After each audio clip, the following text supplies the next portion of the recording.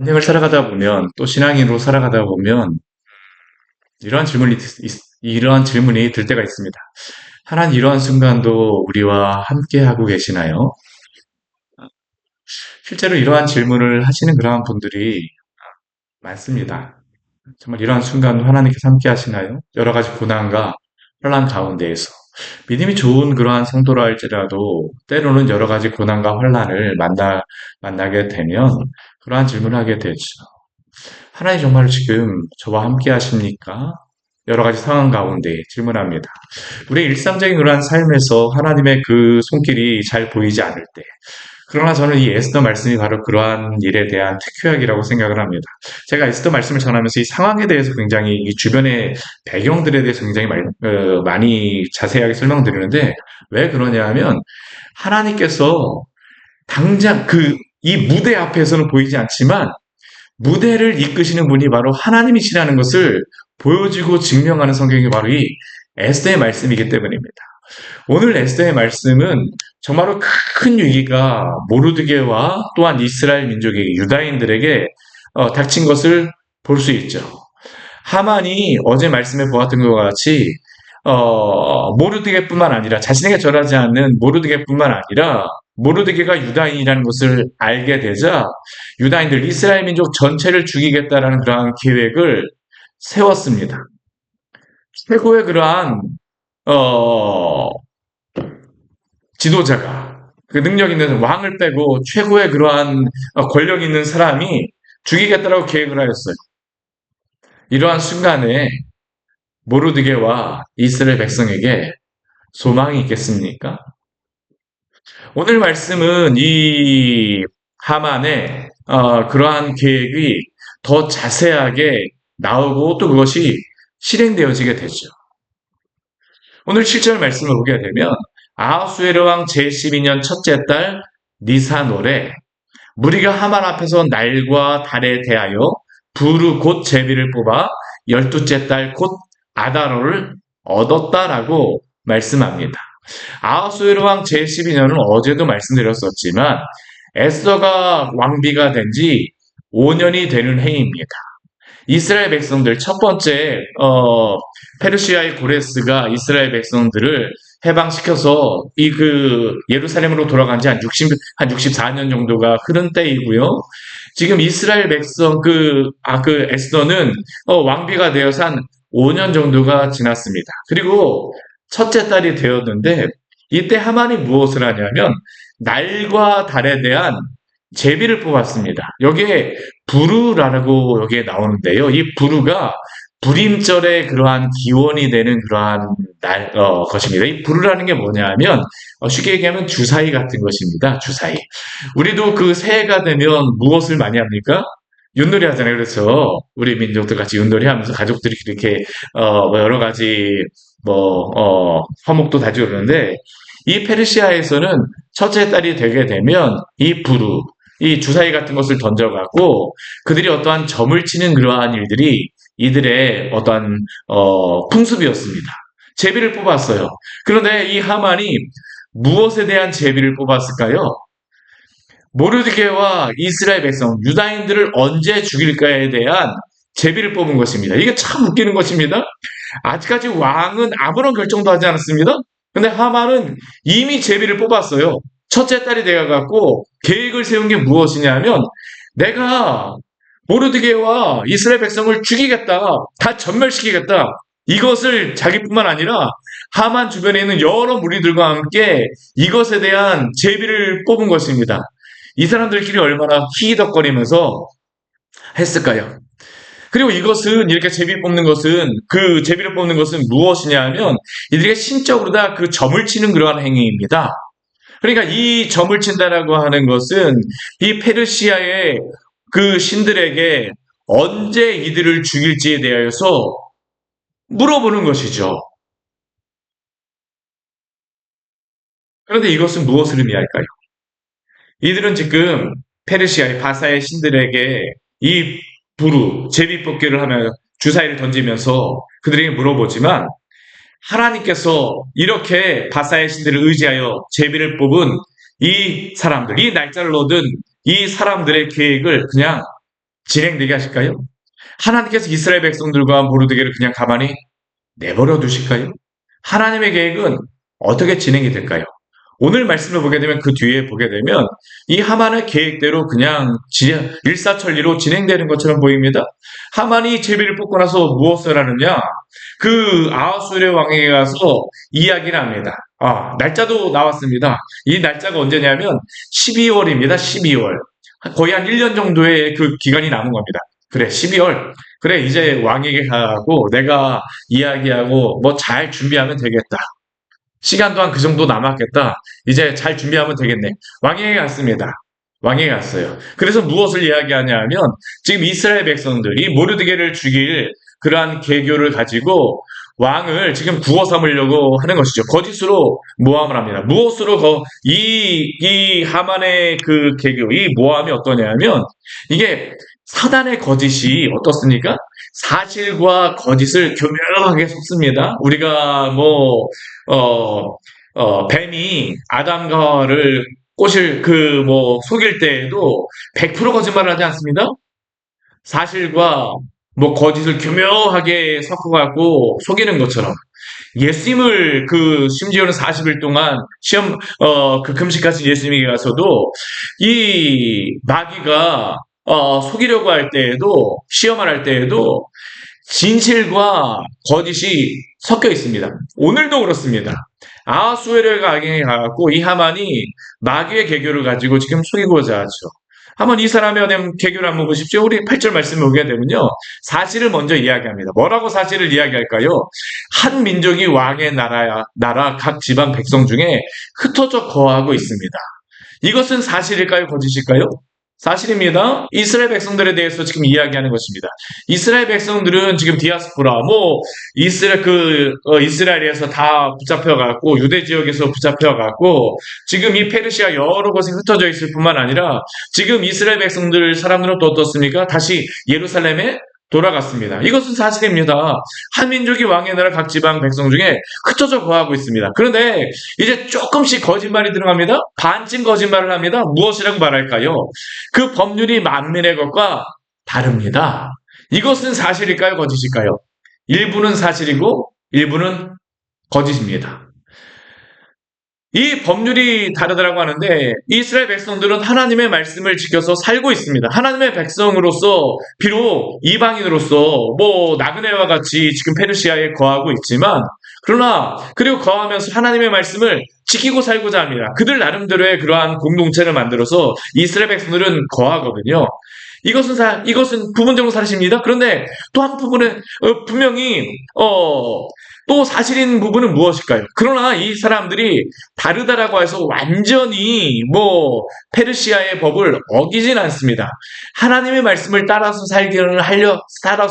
살려고는 하지만 그러나 완전히 법을 어기진 않는 것이죠. 그런데 이 하만은 어떻게 합니까? 뒤에 보게 되면 왕의 법률을 지키지 아니하오니 진실에서 조금씩 거짓을 보태면서 마지막에서는 완전히 거짓말입니다. 모르드게와 에스더가 보면 이 사람들이 하나님의 말씀을 따라서 살아가는 백성들이지만 그런데 이 사람들은 그 페르시아의 법을 어기지 않습니다. 우리가 앞에도 보았던 것 같이 모르드게 같은 경우는 어떻습니까? 그 이름도 이 페르시아 그 식으로 다 지금 모르드게 에스더는 다 페르시아 이름입니다. 이들의 그러한 유대인 이스라엘 사람의 그 이름이 있어도 이들은 페르시아 이름을 따라서 짓고요. 심지어는 우리가 앞에서 보았던 것 같이 모르드게 같은 경우는 이 아하수에르 왕을 죽이려고 하는 그러한 이야기를 듣자 에스더에게 알려주었어요. 법률을 지키지 않고 거역하여서 어떠한 그 음모를 꾸미려고 하는 게 아니라 이 사람들은 비록 페르시아에 살지만 이 페르시아의 법을 잘 지키고자 하는 그러한 사람들입니다. 근데 하만은 어떻습니까? 법률이 만민의 것과 달라서 법률을 지키지 않고 살아가는 사람들입니다. 그러니까 마지막에 결론은 무엇일까요? 이들을 용납하는 것이 왕에게 무익하다고 이야기합니다. 백해무익이라는 것이죠. 이들이 있어봤자 아무 소용이 없다라는 겁니다. 참 전악한 거짓말 아닙니까? 아까도 말씀드린 것 같이 아담과 하와를 속이는 뱀의 거짓말 같으며 또한 예수님을 시험하는 그러한 마귀의 말과 같습니다.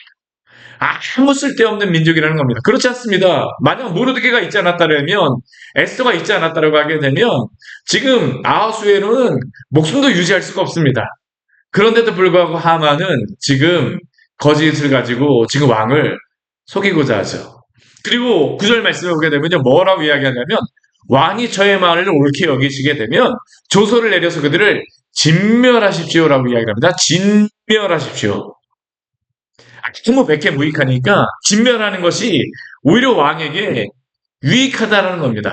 사실 이러한 그러한 제안은 결코 아하수에로가 제정신을 가진 사람이라고 하게 되면 받아들이면 안 되는 제안입니다. 왜냐하면 아무리 흩어진 작은 민족이라 할지라도 임의적으로 그 나라에 있는 그 민족을 멸절시킨다라고 하게 되면 그 페르시아에 127개의 도나 되는 그 민족들과 여러 그 사람들이 모여서 있는데 누가 페르시아의 법을 누가 아하수에로에게 또 아하수를 믿고 살아갈 수 있겠습니까? 그런데 하만의 전략은 이것만이 아닙니다. 아마 이 정도 했을 때에는 아하수에로가 분명히 뜨뜻미지근했을 거예요. 뒤에 보게 되면 아주 쐐기를 박는 아하수에로의 마음을 뺏고자 하는 제안을 한 가지 하죠. 뭐라고 얘기합니까? 그렇게 진멸하시게 되면 제가 은 1만 달란트를 왕에게 드리겠습니다라고 합니다. 은 1만 달란트. 이게 은 1만 달란트가 어느 정도 될까요? 이게 1만 달란트 하게 되면 1만 달란트 하게 되면요. 한 달란트가 이 시대 구약 시대에는요. 이게 순도가 높지 않기 때문에 구약 시대는 한 4kg 정도, 35kg 정도 됐습니다. 신약 시대는 한 25kg 정도 되어지는 그런 양이었었는데 이게 은 1만 달란트라고 하게 되면 34kg에다가 이게 1만이니까 이게 무게로 따지게 되면요. 한 340톤 정도 되어지는 그러한 은입니다. 이게 어느 정도 수준의 그러한 양이냐. 이 사람들은 은으로 다 화폐를 했었기 때문에 이게 어느 정도의 돈이냐. 페르시아 전체 예산의 3분의 2 정도였다라고 이야기합니다. 그 시대 가장 부강한 나라. 오늘날 미국이라고 할 수 있겠죠. 미국 예산의 3분의 2 정도의 돈입니다. 엄청난 거죠. 근데 이게 단순히 돈으로서만 의미가 있는 게 아닙니다. 돈이 많기도 하지만 이게 아하수에로에게는 굉장히 매력적입니다. 왜냐하면 앞에도 우리가 보았던 것 같이 이 아하수에로 왕은 그리스와 전쟁을 2번 해갔고요. 2번 패하였습니다. 나라가 굉장히 그 이후에 어려워졌어요. 국고가 바닥이 났습니다. 근데 은 1만 달란트를 주겠다라고 하니까 이 아하수에로가 얼마나 마음에 들었을까요? 그래. 그러니까 이제 뒤에 말씀을 보게 되면 네 마음대로 하라입니다. 네 마음대로 하라. 우리 10절 말씀을 보게 되면 어떻게 하냐면 자신의 그 손에 있던 반지를 빼어서 이 아각 사람 함무다의 아들 하만에게 줍니다. 유다인의 대적입니다. 이 반지를 빼어준다라는 것은 무엇일까요? 이 반지는 인장입니다. 우리나라 같으면 예전에 조선시대 왕의 그러한 도장과 같은 그러한 게 바로 이 인장 반지인데 이 사람들은 이 왕이 되게 이 뒤에 보게 되면 반지로서 마지막에 왕의 표시를 하는 겁니다. 도장을 꾹 찍는 게 바로 이 반지인데 하만에게 이 반지를 주었다는 말은 너가 마음대로 진멸해도 된다는 거예요. 너가 마음대로 하라. 우리 11절 말씀에서 아예 이야기하죠. 그 은을 내게 주고 그 백성도 그리하노니. 그 은과 그 백성을 너한테 주니까 너가 마음대로 그것을 하라. 너의 소견대로 좋을 대로 행하라. 그리고 그 소견이 좋은 대로 행하는 것이 무엇입니까? 22절 이후의 말씀에 오게 되면 나오고 있죠. 첫째 달 13일. 우리 아까 첫째 달에 제비 뽑았다고 하지 않습니까? 아마 1월 1일에 제비 뽑았을 겁니다. 그 즈음에 뽑았을 거예요. 근데 13일 지나니까 며칠 되지도 않았습니다. 왕에게 가고 뭐 이야기하고 뭐 계획 세우고 막 했을 텐데 13일 되자마자 어떻게 하냐 하면 왕의 서기관들을 다 소집합니다. 왕의 명령, 하만이 명령을 내려갔고 그래서 관원들에게 무엇을 이야기하냐 하면 그 서기관들에게 무엇을 이야기하냐면 아하수에로 왕의 이름으로 조서를 쓰는데 각 지방 각 민족의 언어로 문자와 언어로 그 조서를 쓰게 하고 왕의 반지로 인을 칩니다. 그 내용은 무엇이었을까요? 우리 13절 우리 뒤에 말씀에 보게 되면 아주 자세하게 설명을 해주고 있죠.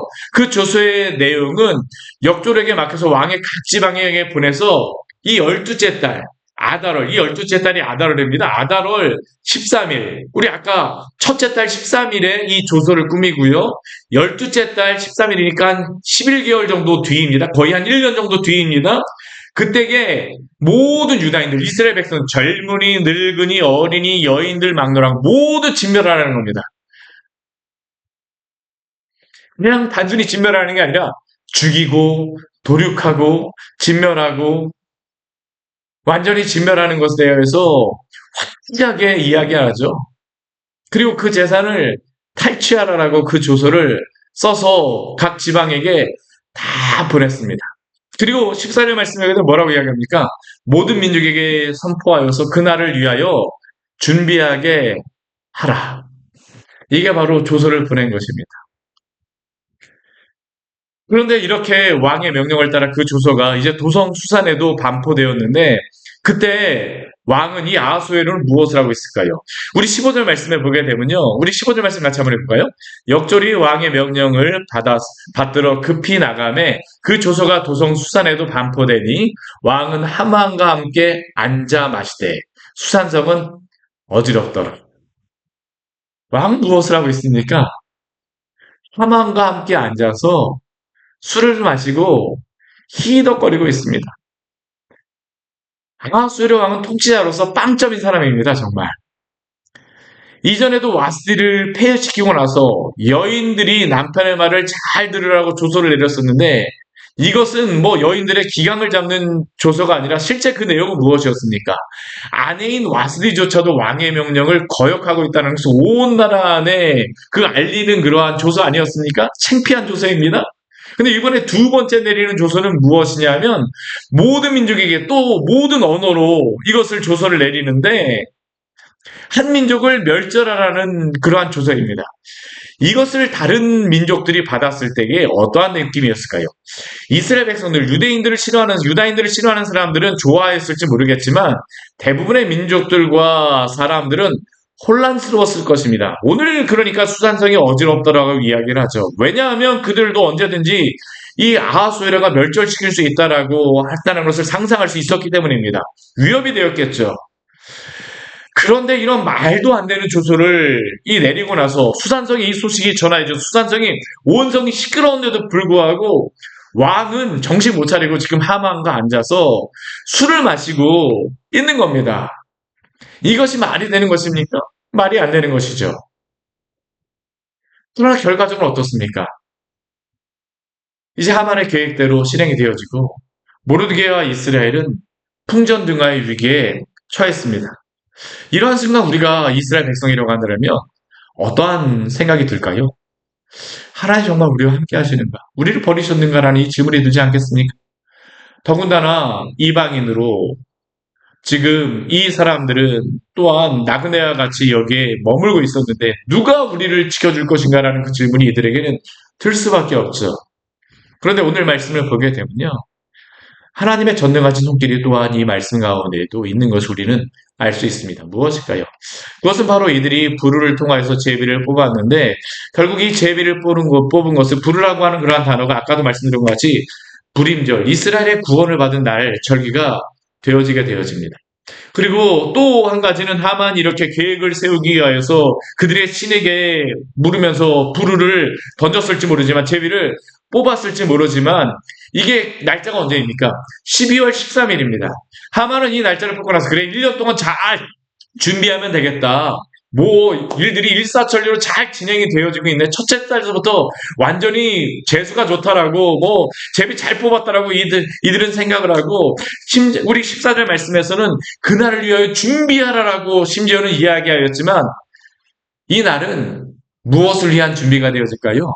하만이 이스라엘을 죽이고자 하는 그러한 준비가 아니라 바로 모르드게가 에스더가 준비할 수 있는 시간을 얻게 되는 이유가 됩니다. 하나님이 이스라엘을 구원하시기 위한 시간이 되는 것이죠. 하나님의 세심한 섭리가 이 안에 들어가 있다는 것을 우리는 부인할 수가 없습니다. 우리 잠언 16장 33절 말씀은 이렇게 말씀합니다. 제비는 사람이 뽑으나 모든 일을 작정하기는 여호와께 있느니라.